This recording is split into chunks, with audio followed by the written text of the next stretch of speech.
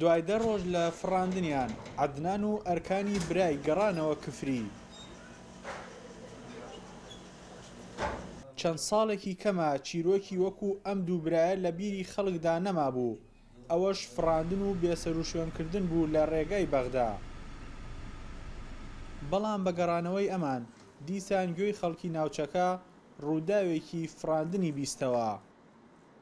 عەدنانی پێشمەرگە و ئەرکانی کاسب سەرەتای ئەم مانگە بیریان لەوە کردەوە بۆ کار و کاسبی بچن بۆ بەغدا، بەڵام لە ڕێگا لە نزیک دەشتی عوزێم چەند چەکدارێک دەیانڕفێنن و هەڕەشەی کوشتنیان لێ دەکەن ئەگەر پارە نەدەن لە بری ئازادبوونیان.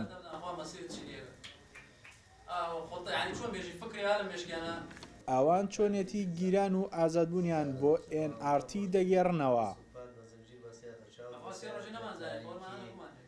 دەست و چاوەمانیان بەستەوە بردمانیان بە تەکسیە گەنجە.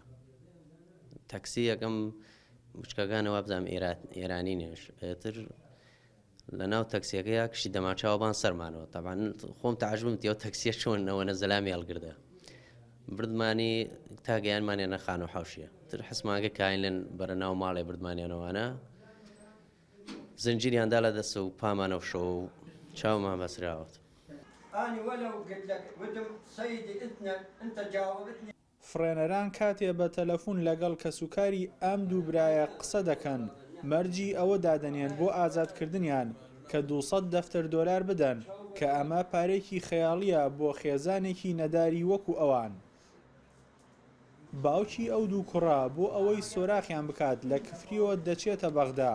یەکەم کاری تۆمارکردنی سکاڵایە لای پۆلیس، بەڵام لەوێ هێندەی تر دڵشکاو دەبێ کاتێ وەڵامی پۆلیسەکان دەبیستەیە. وتی تو ماڵت لەکوێ؟ وتم ماڵم لە سلێمانیە. ئەی وتی تو حکومەتت نییەوە هاتیتە بۆ لای من؟ حکومەتەکەت ئەوانە هینا و ئێژێمە و وتم زێن ئەسئلك سؤال. وتم من سؤالت لێ یەکەم جاوبنی. وتم بەلد بەغداد مو بەلدنە؟ وتم بەغا بەلد ئێمە نییە؟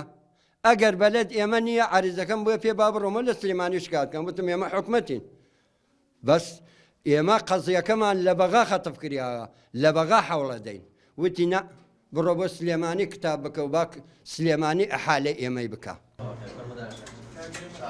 دوجار ڕفێنەران و کەسوکاری ئەو دوو برایە ڕێک دەکەون بە 6 دەفتەر دۆلار ئازادیان بکەن. سەبارەت بەو گروپەی ئەوانیان فڕاند بۆ عەدنان کە خۆی پێشمەرگەی ڕوونی دەکاتەوە چەکدارەکان جلوبەرگی ئاساییان لەبەردا بووە، تەنها پێڵاوەکانیان جیاواز بوو. ئۆتۆمیلەکانیشیان ئامێری ئاگادارکردنەوەی پۆلیسی تێدا بۆ وتیشی دوای فڕاندنیان ئەوەندە ئەشکەنجەیان داون 4 ڕۆژ بێهۆش بوون. بە پرتەیە چاو یعنی هێرشیان کرا سەرمان لە هەموو لایەکۆ.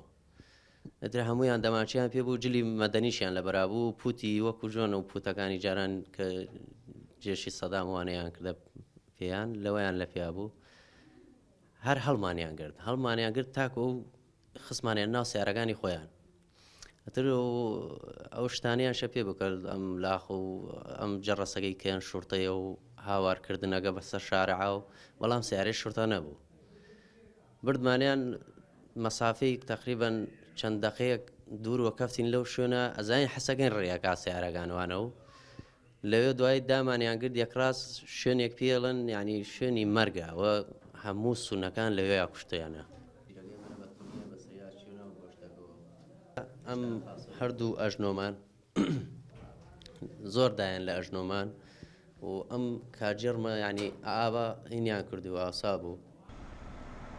ڕێگەی عوزێم ساڵانی دوای پرۆسەی ئازادکردنی عێراق بە ڕێگەی مەرگ ناونرا بەهۆی ئەوەی دایان گروپی توندڕە و پەیدا بووبوون بۆ کوشتن و فڕاندنی ڕێبوارانی ئەو ڕێگەیە کەچی ئێستا کە لە ژێر کۆنتڕۆڵی حەشدی شەعبیدایە، بەڵام هێشتا بۆ خەڵک ڕێگایەکی سەلامەت نییە. ئەم مەترسیە بۆ کورد دووجار هەیە. ساڵی ڕابردووش 4 پاسەوانی سەرۆک کۆماری عێراق کە کورد بوون لەسەر ئەم ڕێگەیە فرێندران بێجگە لە چەندین شۆفێری دیکەی کورد. ئارام بەختیار NRT کفری.